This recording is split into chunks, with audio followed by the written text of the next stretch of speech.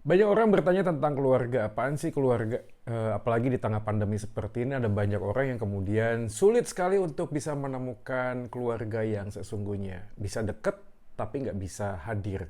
Kadang-kadang masing-masing orang mempunyai caranya sendiri untuk menghabiskan atau membunuh waktu. Nah sebenarnya keluarga apaan sih? Apalagi di tengah-tengah pandemi ini. Cek keluarga sebelah. Ayo kita sama-sama menggumulkannya dan jangan lupa untuk share, like, dan subscribe channel YouTube ini sebelum kita melanjutkan videonya. Check it out.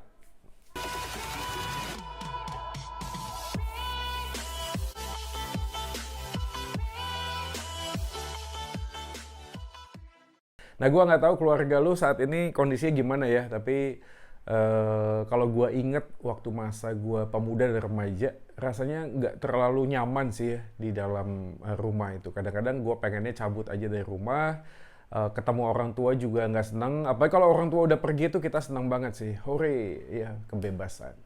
Nah, tapi kita akan coba bahas bukan hanya dengan keluarga, relasi dengan orang tua, dengan anak, tapi juga kita akan coba melihat apa ya, satu fase kehidupan setelah kita berpacaran lalu masuk ke dalam sebuah relasi berkeluarga. Nah, izinkan gue untuk membacakan sebuah kisah dari sebuah pasangan suami istri ya dalam satu keluarga ya. Ya anggaplah namanya adalah Andi dan Bunga.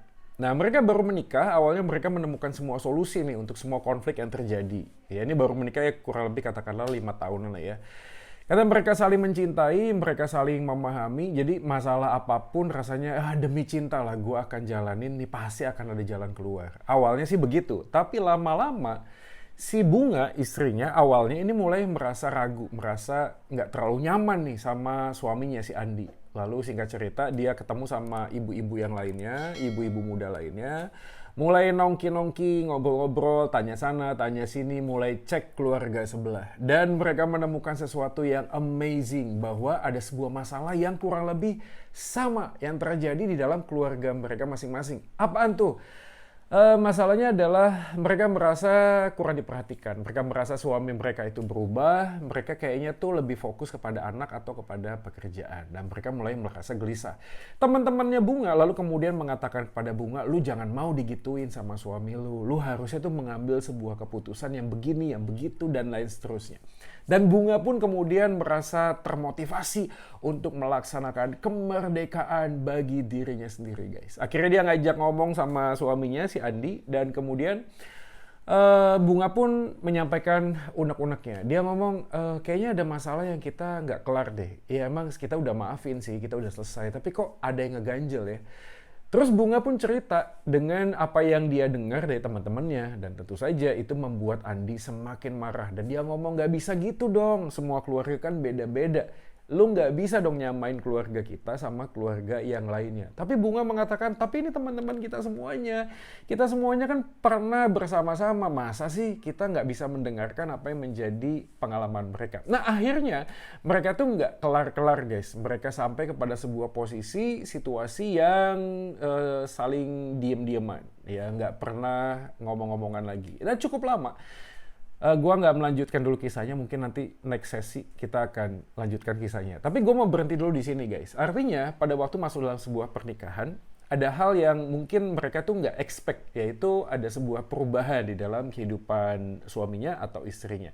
Nah demikian pula di dalam sebuah kehidupan keluarga. Makanya izinkan gue hari ini untuk membagikan paling nggak ada 5 hal penting bisa menjadi sebuah refleksi evaluatif buat kita untuk ngelihat kondisi keluarga gue sebenarnya tuh baik atau enggak sih, sehat atau enggak ya, atau mungkin gue ada di dalam posisi yang mungkin bagi gue fine, tapi mungkin bagi orang lain udah nggak baik sih, udah mulai ada sebuah gejala-gejala yang nggak sehat. Nah, oleh karena itu coba kita lihat beberapa hal. Yang pertama adalah sebuah keluarga itu berbicara tentang perjalanan cinta. Karena berbicara tentang perjalanan cinta, maka perjalanan cinta itu bentuknya pasti sebuah proses dong. Sebuah perjalanan kan, namanya juga perjalanan. Nah, memastikan sebuah perjalanan ada 2 hal penting nih guys.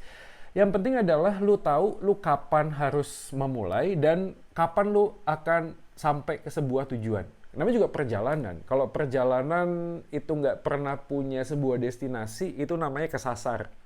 Lu nggak tahu, lu muter-muter doang, atau mungkin ya TP-TP dikit lah, tebar pesona sana sini, lalu kemudian lu mau kemana?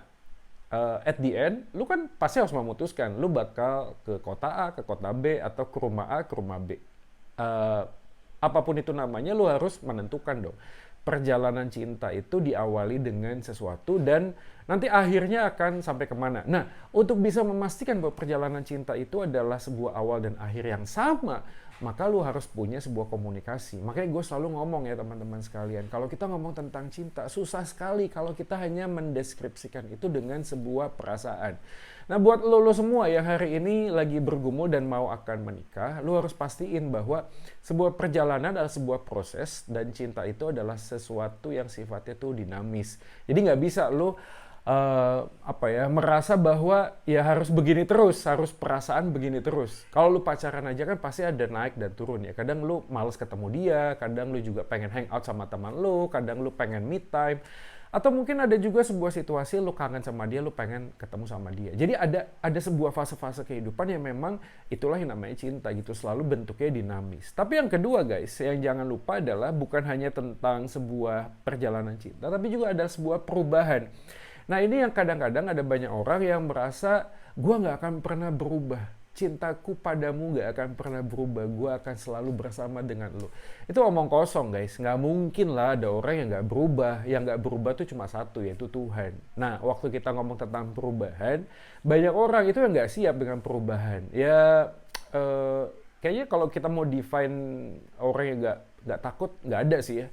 Ya sadar atau tidak, conscious or unconsciously, sadar atau tidak, itu bahasa Inggris ya, ini kayak pelajaran bahasa Inggris ya, nggak penting. Oke, sadar atau tidak sadar, sebenarnya kita itu akan selalu mengalami perubahan. Nah, gimana kita merespon perubahan? Misalnya contoh, lu kan masuk pernikahan 1 tahun, 5 tahun, 10 tahun, 15 tahun, tentu fase-fase ini pasti akan banyak perubahan dong. Paling tidak secara fisik. Nah, waktu secara fisik itu mengalami perubahan, lu siap nggak mengalami perubahan tersebut? Jangankan itu, pada waktu kita masuk pernikahan 5 tahun seperti Bunga dan Andi, mungkin juga masing-masing punya fokus di dalam perjalanan hidupnya yang dia pengen, dia pengen kejar nih. Misalnya contoh, kan kalau gue cowok ya, cowok lalu ngeliat ada peluang bisnis nih. Nah, waktu ngomong tentang peluang bisnis, dia pengen kejar nih peluang bisnis. Tadinya nggak ada. Terus tiba-tiba dia ngeliat, wah ini cuannya gede banget nih, untungnya gede, prospeknya bagus. Lalu kemudian si cowok itu karena pengen ngejar target, akhirnya apa yang terjadi? Ya itu tadi, dia merasa dia berubah. Nah, si istri, karena mungkin kurang komunikasi juga ya, nggak tahu ya. Lalu kemudian merasa, loh kok jadi gitu ya? Ada orang yang ngomong sih, yang ngomong, gue punya, Han, gue pengen ini nih, kerja ini, ada karir ini. Isi istri dukung dong, nge-backup gitu ya. Oke, gue setuju, gue dukung lo gitu. Tapi kan dalam perjalanannya kan emang enak ya dikacangin, emang enak nggak ditelepon, di WA centang satu terus, kan nggak enak. Nah itulah mulai ada banyak konflik. Nah mulai ada orang yang merasa kayaknya nih cowok gue kayak berubah deh, suami gue kok berubah ya, kok dia nggak merhatiin gue seperti waktu pacaran dan seterusnya. Dan ini lagi-lagi kisah klasik guys, ini klise banget. Tapi yang penting adalah suka atau tidak suka, lu sama gua, pernikahan, keluarga, siapapun itu, bokap nyokap lu, anak-anak lu, pasti akan mengalami sebuah perubahan. Entah itu perubahan ke arah yang lebih baik atau ke arah yang tidak lebih baik. Nah pertanyaannya adalah, baik ini standarnya siapa? Kan gitu. Waktu kita misalnya sama anak-anak kan pengennya rame-rame, teriak-teriak. Nah itu mungkin buat buat si anak seneng ya, happy kan, itu baik dong harusnya. Tapi buat orang tua, aduh ini bising banget. Belum lagi kalau misalnya ada suami istri yang nggak cocok, misalnya anaknya teriak-teriak, suaminya merasa fine-fine aja gitu loh, tapi si istri ngomong enggak, ini gua nggak tahan gitu loh, suaranya nggak boleh begitu, mereka harus teratur dan seterusnya. Gitu aja kita sulit sekali, dan itu akan menjadi sebuah pemicu untuk konflik-konflik yang ada. Jadi ada akumulasi. Makanya jangan aneh kalau ada orang yang mau divorce itu gara-gara cuma mencet odol guys, mencetnya di tengah atau mencetnya di bawah. Akhirnya mereka berantem dan pengen pisah. Dia berubah sih ya. Ya rasanya kita nggak mungkin lah nggak berubah ya. Ya maksudnya kalau kita tahu kita bakal berubah kan harusnya kita ya minimal preventif lah. Di depan kita bisa mulai mencoba untuk bukan mencegah ya, tapi memastikan bahwa kita tuh siap dengan perubahan tersebut. Nah, waktu kita belajar untuk siap terhadap perubahan tersebut, kita mulai merenungkan apa sih yang harus gue siapin supaya pada waktu perubahan itu terjadi, gue bisa terima faktanya, tapi gue tetap bisa menemukan bahagia. Lu tahu gak sih ada beberapa keluarga yang setelah menikah ya, Ya ini nggak enak sih ngomongnya ya. Misalkan lah ya, suaminya entah sakit, istrinya sakit, atau anaknya sakit, atau ditengarai. Ini beberapa kasus yang pernah gue temuin juga, ada beberapa orang yang ketika sudah menikah tuh baru disadari pasangannya ya, salah satu ya, itu punya kayak sindrom gangguan kejiwaan, tau gak sih? Gangguan mental. Wow, itu aja nggak gampang guys untuk ngejalaninnya. Kalau kita di dalam perspektif orang Kristen ya, kan nggak ada pilihan untuk divorce kan. Ya, satu kali kita berjanji, kita jalan terus, kita hantam terus, nggak bisa ngeliat ke belakang. Nah, untuk bisa menjalani hari-hari yang seperti itu kan nggak gampang. Apalagi kalau misalnya ada orang yang punya gangguan kejiwaan. Ini sorry to say ya guys ya. Lalu kemudian manifestasinya tuh KDRT, kekerasan dalam rumah tangga. Mulai mukul, mulai pakai tangan, mulai pakai lempar ini, lempar itu. Dan ngejalani hari demi hari itu gimana sih? Makanya gue selalu bilang, lu salah pilih juru selamat, neraka kekal. Lu salah pilih pasangan, lu neraka dunia guys. Lu akan menemukan kehidupan keluarga yang betul-betul nggak enak. Nah sekali lagi, perubahan tuh menimbulkan kekhawatiran, menimbulkan ketakutan. So, apa yang harus kita lakukan? Yang kita lakukan adalah bersandar kepada Tuhan yang tidak berubah. Nah, kalau kita belajar bersandar kepada Tuhan yang tidak berubah, perubahan apapun yang kita alami dalam keluarga, kita bakalan baik-baik saja. Why? Karena kita punya perspektif sudut pandang yang baru, yang berbeda, yaitu kita melihat bahwa di tengah perubahan manusia, kasih setia Tuhan, kebaikan Tuhan, rahmat Tuhan kepada keluarga kita tuh nggak bisa berubah dan nggak akan berubah. Jadi walaupun kondisi apapun, lu bakal dikasih kemampuan, dikasih kekuatan untuk ngejalanin apa yang sebenarnya terjadi di dalam kehidupan lu. Rasanya sulit ya kalau kita nggak punya satu pegangan yang jelas gitu loh. Makanya gue sih merekomendasikan teman-teman sekalian yang Kristen ya hari ini, ayo kita mulai memperbanyak baca firman atau berdoa atau deketin diri kita kepada Tuhan supaya pada waktu manakala ya perubahan itu terjadi kita oke lah kita bisa terkejut tapi tidak membuat kita tuh kayak putus asa lalu bertanyanya tuh terlalu panjang tau gak sih kenapa sih lu terlalu banyak ngomong kenapa sehingga lu nggak mikirin lagi apa yang harus dilakukan ke depan kan harusnya begitu ya kalau kita udah tanya kenapa ya kita pasti dapat jawabannya misalnya Roma tiba-tiba hilang ya. Roma 8:28 Allah bekerja dalam segala sesuatu untuk mendatangkan kebaikan, bekerja dalam segala sesuatu termasuk di dalam perubahan di dalam keluarga kita. So guys, perubahan apapun yang terjadi, ayo kita jalani dengan hati yang bersandar kepada Tuhan yang tidak berubah. Jadi ini yang pertama adalah tadi proses perjalanan cinta, yang kedua adalah sebuah perubahan yang suka atau nggak suka lu pasti akan jalani semuanya. Yang ketiga adalah yaitu tentang kebahagiaan. Oke, kita bicara tentang kebahagiaan. Nah, kali ini kalau kita ngomong tentang pilihan dalam hidup ya, tahu nggak sih? Selalu ada dua hal yang kita tuh harus bedain, yaitu kebahagiaan dan kesenangan. Kalau kesenangan tuh sifatnya mungkin durasinya pendek lah ya. Temporary lah. Tapi kalau ngomong tentang kebahagiaan kan harusnya nilainya itu lebih dalam. Mempunyai sebuah value yang membuat kita itu sadar bahwa di dalam penderitaan pun kita bisa berbahagia. Aduh, puitis banget gak sih? Di dalam kesulitan pun, di dalam penderitaan pun kita masih bisa bahagia. Kenapa? Karena orientasi kebahagiaan itu bukan sekedar kepada diri kita, tetapi apa yang sebenarnya mempunyai nilai yang berharga dan yang penting.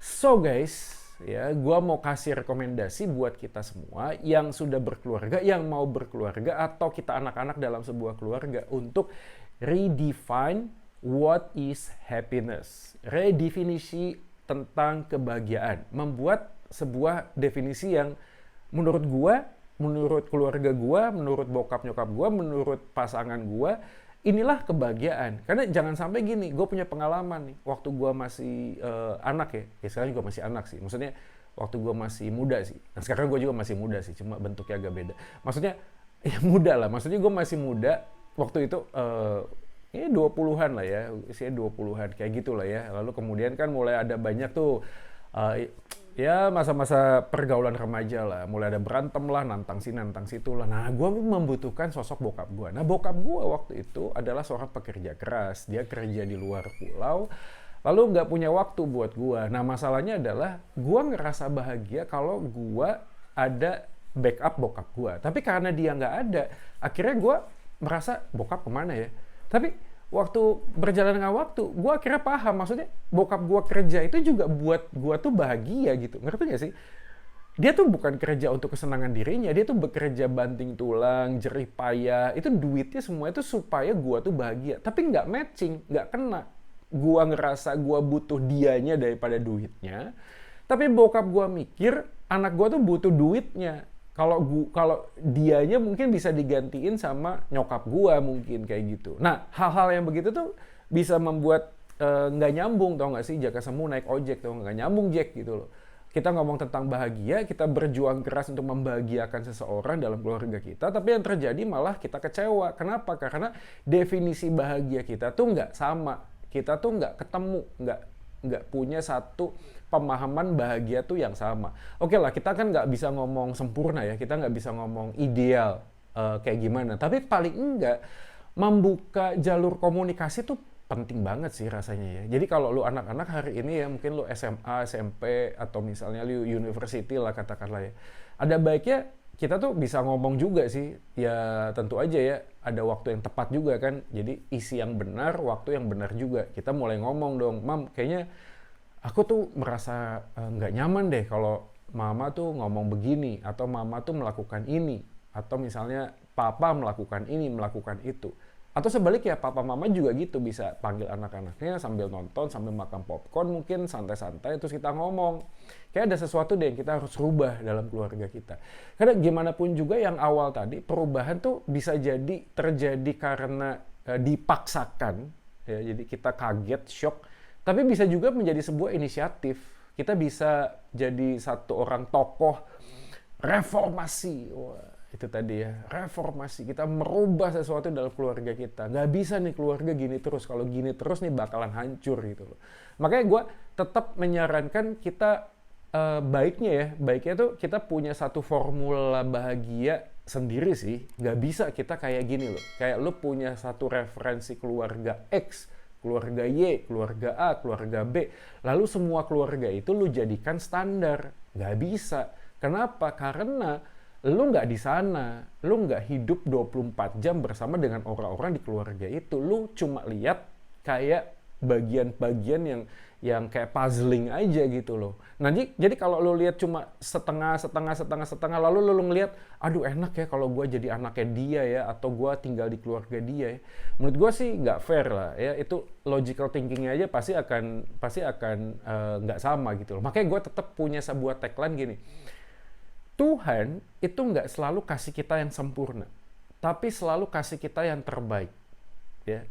Tuhan nggak selalu kasih kepada kita apa yang sempurna menurut kita ya, tapi selalu pasti akan terbaik untuk kita.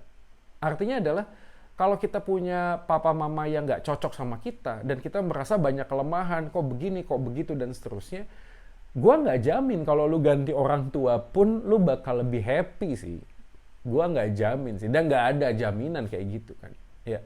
Dan termasuk juga waktu lu memilih untuk jadi anak yang cabut dari rumah gitu loh, lu kabur dari rumah, lu nggak ngelakuin, ya lu udah deh, nyokap bokap gue emang udah kayak gitu, gue nggak bisa, ya lebih baik gue yang ngalah, gue cabut deh, gue keluar. Itu juga nggak akan pernah nyelesain masalah menurut gue, bahkan memperburuk situasi, menambahkan masalah menurut gue sih ya. Jadi lebih baik ya kita ya cari waktu yang tepat. Nah, kita ngomong apa adanya yang terbaik lah ya. Definisikan kebahagiaan itu apa gitu loh. Jangan sampai lu merasa lu sedang bekerja berjerih lelah untuk membahagiakan mereka, tapi mereka justru merasa lu ngelakuin sesuatu yang membuat mereka itu jadi malah nggak bahagia. Nggak ada yang salah ya bahagia ya. Maksud gue, ya lagi-lagi kuncinya adalah kalau lu menemukan sebuah kebahagiaan di orang lain, lu bakal kecewa sih, pastilah ya. Kenapa ya? Karena gimana pun juga di dalam dunia ini, kalau tadi dibilang yang nggak berubah tuh Tuhan, tapi yang kedua adalah Tuhan yang nggak berubah itu juga sudah menyatakan cintanya sih, melalui apa ya? Itu tadi kalau gue ngomong ya, kalau gue ya percayanya adalah Tuhan mengambil rupa menjadi manusia, dia menyatakan kasihnya, mati di atas kayu salib untuk menebus dosa kita. Nah, disitulah kita bisa sadar bahwa di tengah penderitaan pun kita masih bisa menemukan kebahagiaan. Why? Karena kita tahu bahwa hidup kita tuh punya makna, punya value yang bukan ditentukan dari apa kata orang, dari apa kata kita, tapi apa kata sang pencipta. Dan itu punya satu nilai yang jauh lebih besar daripada sekedar kita ngikutin apa kata orang atau apa kata perasaan kita. Kenapa? Karena orang lain dan kita itu bisa salah. Tapi yang nggak bisa salah cuma satu, ya cuma Tuhan. Jadi kembali kepada bukti cinta kasih Tuhan, menurut gue sih menjadi standar yang mutlak ya. Ya, standar yang objektif yang kita bisa uji sih di dalam kehidupan kita. Nggak akan ada lagi nilai-nilai kebahagiaan yang benar ya kalau misalnya kita nggak mulai dari perspektif cara pandang Tuhan. Dan by the way ya, lu tahu nggak sih, yang mendesain keluarga kan Tuhan ya, yang punya sebuah inisiatif menciptakan Adam dan Hawa kan, bukan Adam dan Anton, Adam dan Hawa gitu loh. Ya. Adam dan Hawa artinya dia membuat sebuah kisah cinta yang panjang, yang besar, yang ajaib tuh mulai dari ya Tuhan yang menciptakan dan mendesain keluarga itu. Jadi lagi-lagi guys, yang keempat tadi ya, yang pertama perjalanan cinta, yang kedua adalah sebuah perubahan, yang ketiga adalah kebahagiaan, yang keempat, yang keempat adalah kebersamaan. Nah, bersama itu sesuatu yang penting ya. Tapi kalau kita ngomong tentang kebersamaan, jangan sampai kita ngomong kebersamaan tuh berdasarkan hanya kedekatan secara fisik. Nah, ini juga poin penting sih yang perlu kita pahami, yang kadang-kadang kita miss. Kenapa gue ngomong kita miss? Karena kita merasa keluarga gue baik-baik aja karena keluarga gue bersama. Bersama kalau gue mau tanya bersama apanya? Ya bersama-sama nonton bareng, bersama-sama di satu rumah, bersama-sama, ya pokoknya bersama-sama lah. Ya.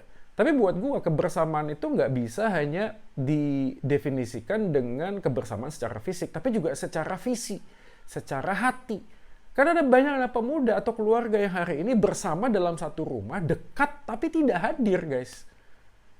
Lu ngerti nggak sih maksudnya? Nggak tahu juga, lu ngalamin juga nggak, masing-masing di kamarnya lah, masing-masing main games lah, orang tuanya pegang handphone lah.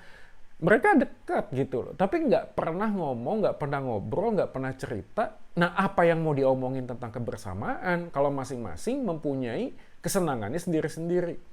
Dan ini poin yang penting juga yang gue coba refleksikan ya gini. Kalau lu belum menikah dan mau menikah, ada bagus ya kalau lu mencari kesamaan yang lebih banyak daripada keperbedaan. Oh kok gitu Kak Joy? Kalau misalnya banyak bedanya kan bagus dong, harusnya bisa saling melengkapi. Agree to disagree sih. Ya, agree to disagree. Maksud gue gini, betul ada perbedaan pasti, tapi kalau lu mengejar banyak samanya, itu akan lebih banyak menolong lu untuk bisa membuka ruang komunikasi yang lebih baik.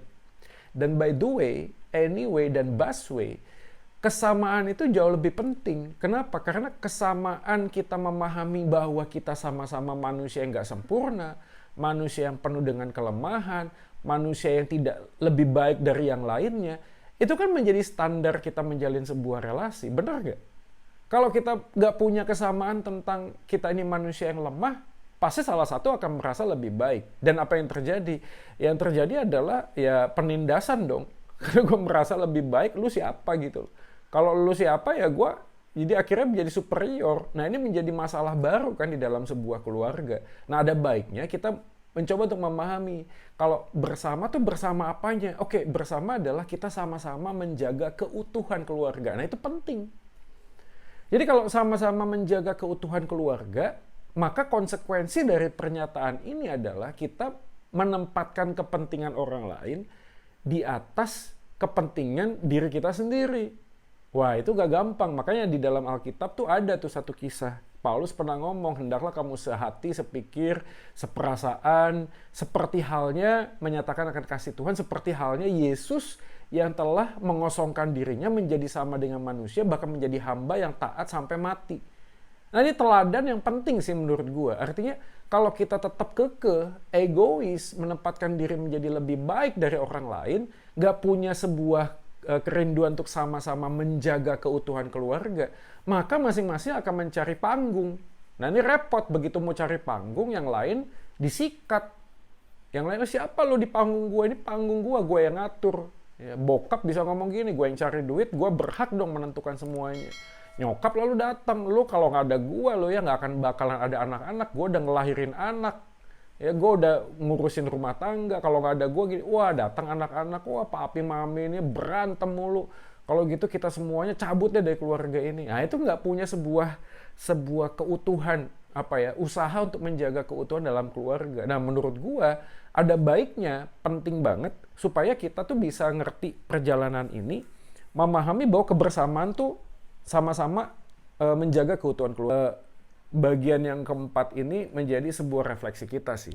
Apakah kita di dalam keluarga hari-hari ini sedang bersama-sama mempunyai sebuah kesamaan, yaitu semangat untuk saling menghormati, bersama-sama untuk saling menjaga, dan seterusnya. Dan itu adalah sebuah nilai value yang kita harus jaga. Jangan sampai kita cek keluarga sebelah lalu ngomong begini, aduh keluarga sebelah juga hancur kok, keluarga sebelah juga banyak konflik, terus kita ngomong ya udah deh kita juga biasa lah, kita juga begitu. Enggak sih menurut gue ya. Jadi masing-masing keluarga tuh seperti halnya manusia ya, ada keunikan, ada DNA, ada hal-hal yang spesifik ya memang Tuhan tuh kasih ke dalam keluarga kita. Ada kelebihan, ada kelemahan. Makanya keluarga kita bagusnya tuh ada komunitas antar keluarga. Supaya apa? Keluarga satu, keluarga dua saling support, saling mendukung. Kan senang ya kalau kita punya anak-anak yang kita bisa play date. Misalnya anaknya bisa pergi bareng. Terus kita cowok-cowok itu suami-suami bisa ngobrol, bisa ya bukan ngegosip ya. Tapi bisa saling mendorong lah. Mendorong sampai jatuh. Enggak, maksudnya mendorong untuk memberikan motivasi lah, semangat. Oke. Yang terakhir adalah keterbukaan. Oke, jadi proses perjalanan cinta, perubahan, kebahagiaan, kebersamaan. Yang kelima adalah keterbukaan. Mungkin setiap pasutri terbuka ya. Jadi masalah keterbukaan ini masalah transparansi ya. Maksudnya kita ngomong tentang keterbukaan itu kan kita belajar untuk jujur ya. Sebenarnya kan poinnya adalah kita ngomong jujur. Jujur menyatakan perasaan kita, situasi kita, pikiran kita kepada orang-orang yang ada di rumah.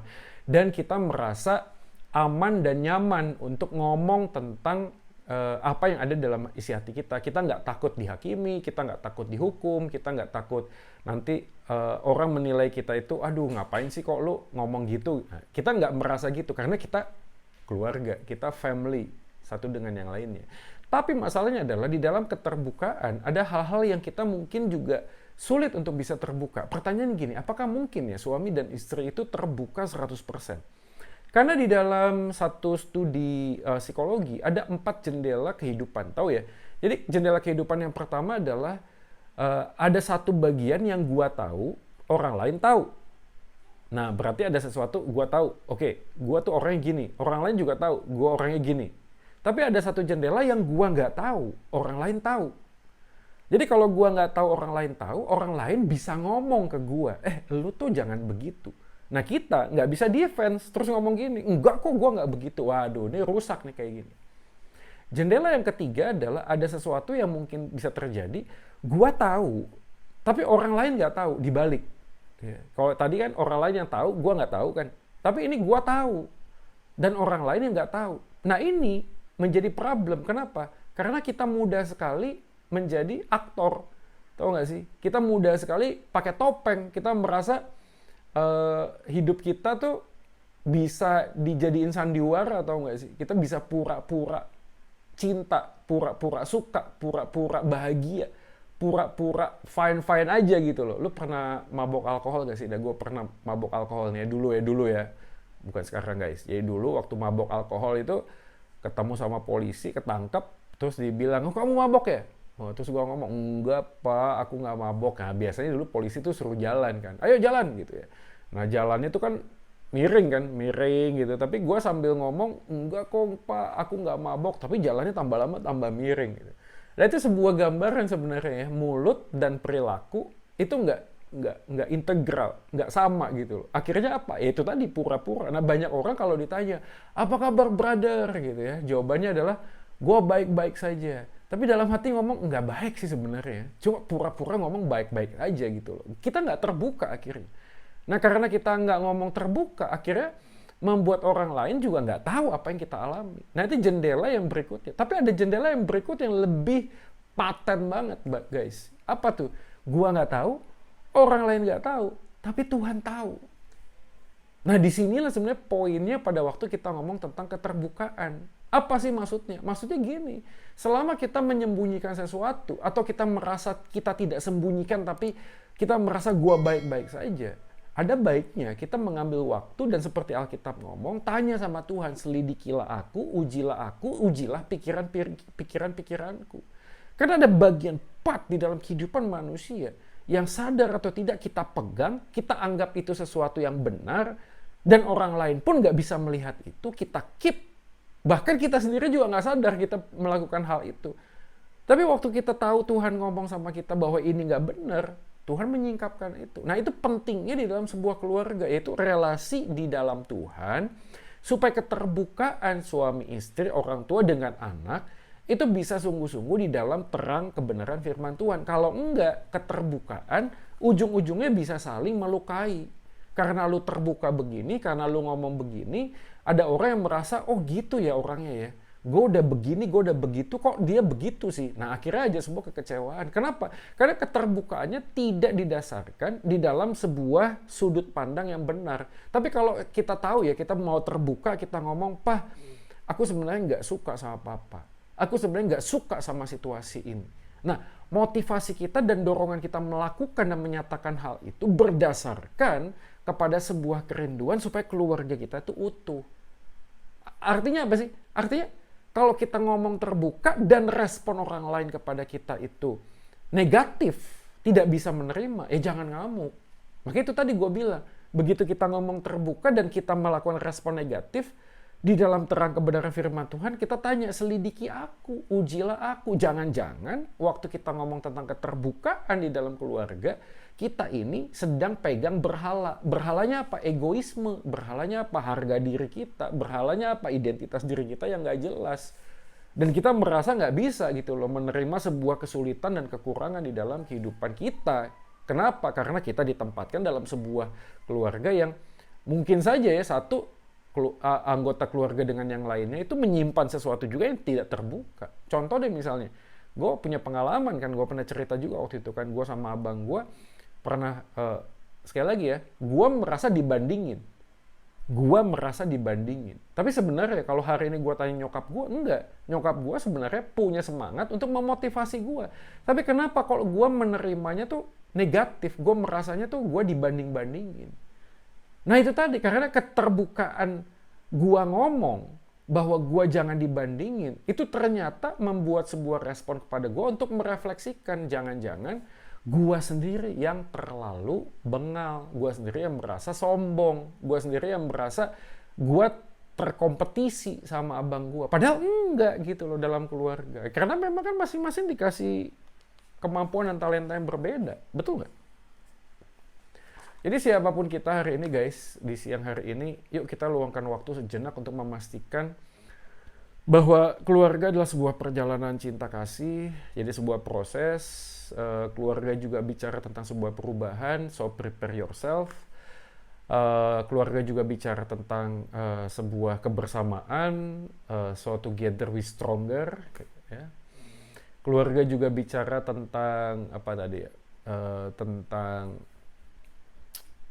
apa sih tadi? Nah, gue lupa ya jadinya. Keterbukaan, kebersamaan, juga tadi tentang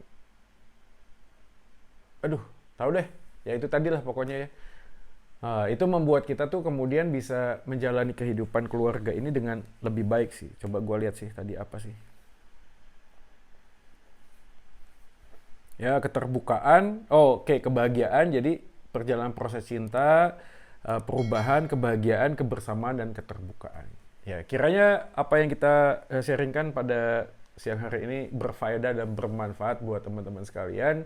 Yuk di masa pandemi ini kita menjaga satu dengan yang lain di dalam keluarga, saling support, saling backup. Ada kelemahan di sana-sini, ada konflik di sana-sini, tapi itu tidak membuat kita kehilangan cinta kasih. Karena bersandarlah kepada yang tidak berubah, yaitu Tuhan di tengah-tengah perubahan hidup kita masing-masing di tengah keluarga ini. Kiranya Tuhan memberkati, tetap sehat dan semangat guys, dan sampai ketemu lagi. Joy Manik pamit.